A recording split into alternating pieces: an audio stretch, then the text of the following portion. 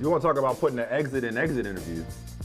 Yeah. Because I'm just not sure how you go back after. And look, Frank Vogel was already gone, but even when a reporter pointed out that LeBron and AD had said, hey, we got to let Russ be Russ, he was like, let's be honest, that's not exactly true. Ouch. So I guess in one sense, Russell Westbrook fit in perfectly with these Los Angeles Lakers. Insofar as that he, like everybody else around there, is great at deflecting responsibility. Like Frank Vogel was the fall guy. Everybody else is like, hey, don't look at me. Everybody else is like, hey, that's above me. Even the people up top, like Rob Pelinka, is like, hey, it's above me. You know, right? Oh, it's LeBron's fault. It's AD's fault. It's Clutch Sports' fault. I'm not here to run the front office. I ain't telling them what to do. You know, ultimately, the only person that has paid the price for this season has been the easiest target and lowest hanging fruit in the form of the expendable coach in Frank Vogel, the fall guy.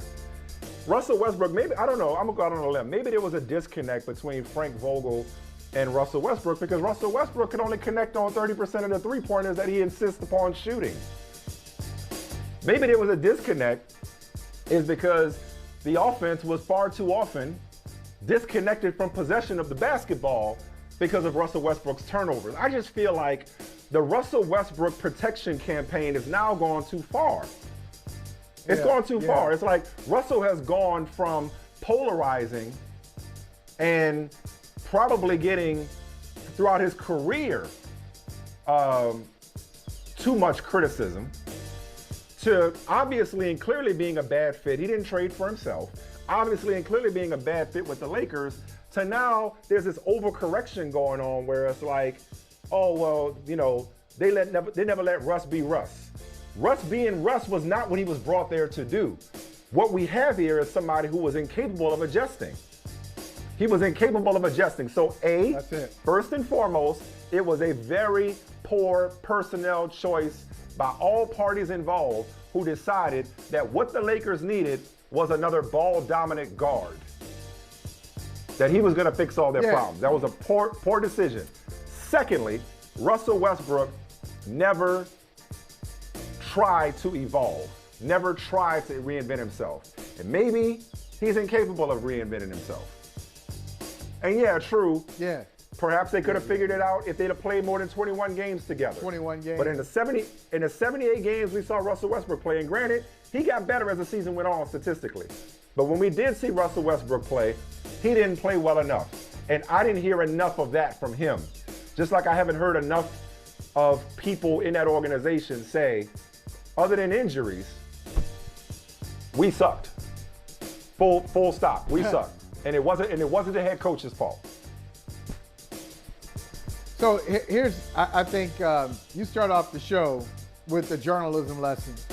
And let's go back to journalism, that great field. And let's talk about interviewing.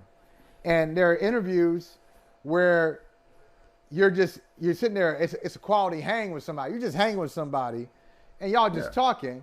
And then there are interviews where you're trying to get information out of them. It's not a conversational hang. You are trying to get something out of it. And so I think with Russell Westbrook, I think what the Lakers missed more than anything else before they got to the basketball part, they needed an interviewer with Russell Westbrook. Because as I sat there listening to him saying, hey, I never got a fair shot. I don't understand. You know, they wouldn't allow me to be me. They said that, but they didn't mean it.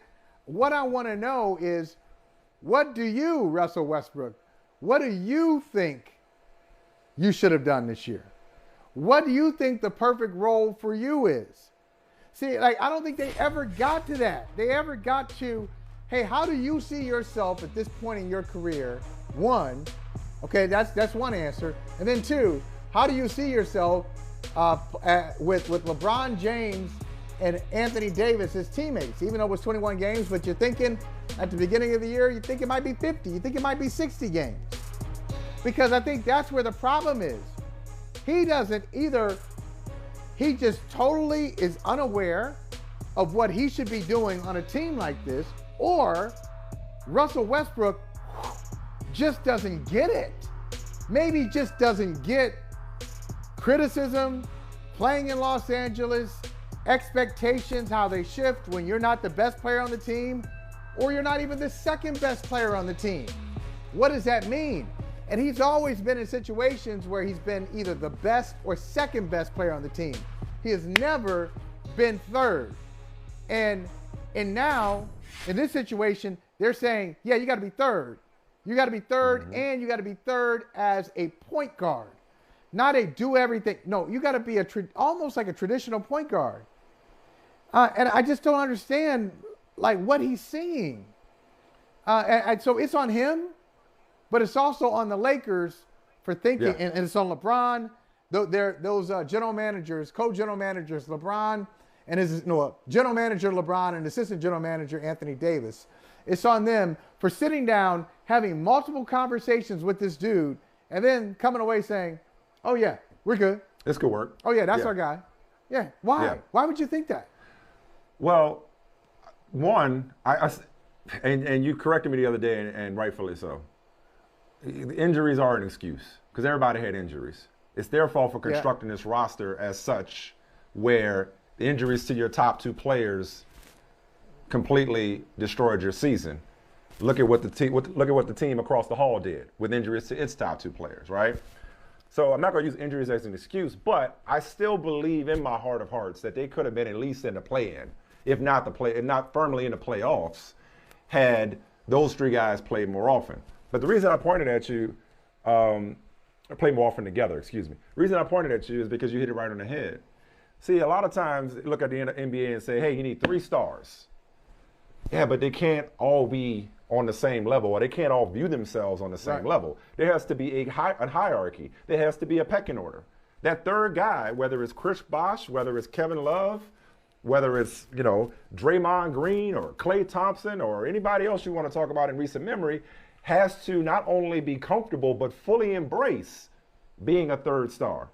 Russell Westbrook never embraced being a second star when he was alongside Kevin Durant.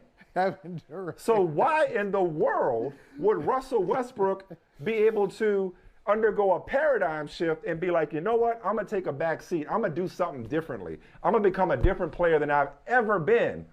And that player was wildly successful. No, he doesn't have a championship, but that player has had a Hall of Fame career. So what incentive does he truly have, especially when the other two ain't on the court? What's the incentive? Championship. And so now, try to win a championship. But again, when the other two weren't on the court, they didn't have a championship team, which we talked about with the injuries, right? So he's like, hey, he only knows one way. He only knows one way to approach playing basketball, and he was incapable of changing. You ask, how could LeBron and Anthony Davis sit down with this dude and come away from that conversation feeling like he's the answer to our problems? You know what we really need? We need a guy that could take the pressure off LeBron James when he's not on the floor. Little did they know that he would be out in street clothes as often as he was. But we need another guy to handle playmaking duties, right? You know what it is, man? It happens in relationships. It happens in partnerships or working arrangements where somebody looks really good from afar and in theory. Somebody looks like, you know what? This person, we'd be great together. We've been friends for so long. Let's take this to another level. I've admired your game from afar. How about we play together? Or you know what, man, we've always wanted to partner and work together. Let's start a business together. Let's do something together. And it's like, wait a second, we were just better off as friends. And we should not, because they say money and blood don't mix. We should have just stayed friends. This to me is one of those relationships where it's like, I don't think it's an indictment of Russell Westbrook, other than the fact that A, he couldn't adapt, and B, he's not aware that his inability to adapt contributed to their struggles when they played together and when he was on his own. All right. But see, here's my problem with that. If you're LeBron James and Anthony Davis, you've watched him. Like, LeBron loves basketball. He loves contemporary basketball, historical basketball, so he's into it. He's a basketball junkie. He's played against Russell Westbrook for 10 years, if not more. More than 10 years. You mean to tell me he's watched Russell Westbrook in OKC and in Houston? How inefficient he's been. He's always been inefficient. And in Washington. And in Right. Washington, he's he was never like, been yeah. a defender. Right. That's my guy. I'm gonna play with him. Right. I'm gonna play. You know what? I love. Like we would really be fit well together. No, y'all wouldn't. Like Russell Westbrook. I say this, and you know I'm a fan, or I was a fan of his. You know he's kind of losing a little bit. I've been the biggest over the years. I've been the biggest defender. That's what made that hour-long conversation so ironic. I've been the biggest defender of Russell Westbrook over the years of anybody. But go ahead. But I would say I've always said about him, his best situation, and he kind of went away from his script last year. But the best situation for Russell Westbrook is post KD OKC.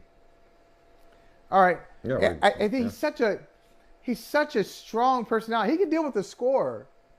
He can deal with the scorer, but a scorer who doesn't have to dominate the ball that much. So Russell Westbrook and LeBron, not a good mix. It worked with KD because KD rolled out of bed. Yeah. Paul George? And KD roll out of bed and get you 30 points on 15 shots, if that. Yeah, absolutely. Yeah. Somebody to offset his inefficiency with their efficiency. Yep. Mm-hmm. Paul George was good. Bradley Beal, like he carried Washington last year into the play-in, into the playoffs. They made the playoffs. But on a team like this, Russell Westbrook's not going to help you. He's not going to help you get better. He's just not that kind of guy. And listen, he showed up. He played hard. He always plays hard. But for him to basically point at Frank Vogel or point at everybody else and be like, I never got a chance to be me, it's like, there was a mix-up in the application process. Like you thought it was one way. You wanted to be one way, but it's the other way. Like your job wasn't to come in and be you. You know. Quick answer. But again, they played 21 games. I can answer this question very quickly. And what was Frank Vogel's problem with him? Frank Vogel didn't want him. Frank Vogel didn't want him, but it was above his pay grade. LeBron and AD did, and Frank Vogel didn't. So that was the problem. Yeah. I don't think Vogel had a personal vendetta or an axe to grind with him. He was trying to win games. Right. And Russ wasn't helping him win games, especially at the end. It wasn't personal.